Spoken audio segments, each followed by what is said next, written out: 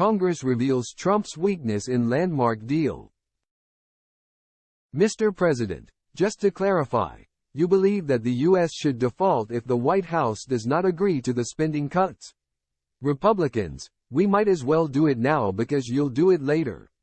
On this vote, the yeas are 63, and the nays are 36.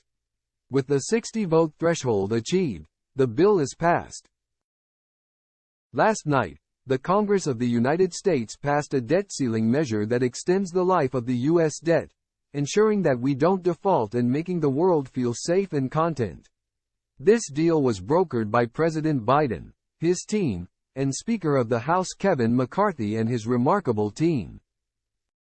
While many people are upset about this deal, particularly the Freedom Caucus who wanted to undermine the Democrats no matter what, this was a deal that made Washington work. It wasn't gridlock.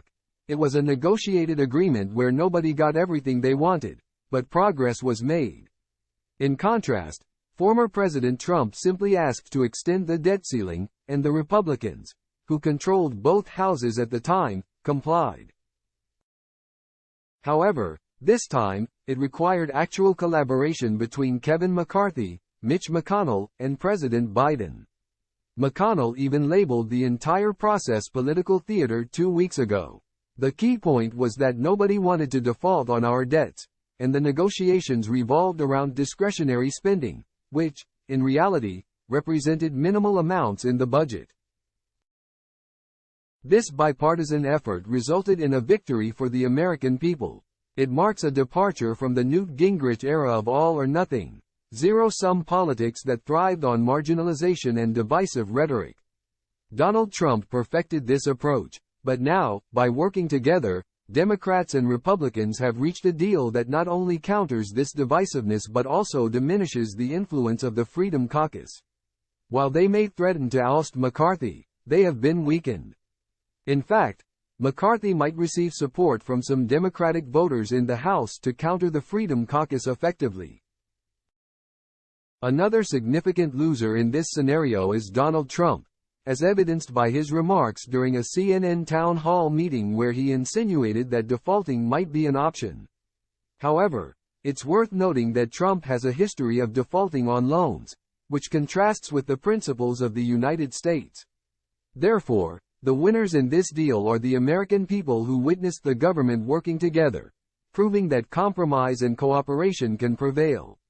It's not an all-or-nothing game. It's about the art of compromise and working together. This collaborative approach signifies the essence of who we are as a nation. It demonstrates that we can achieve progress by finding common ground and prioritizing the interests of the American people. It's not about playing a zero-sum game or adhering to extremist ideologies. Instead, it's about recognizing that governing requires compromise and the willingness to work together for the greater good. While some may criticize this deal and question why it differs from the actions of the previous administration, the answer is simple.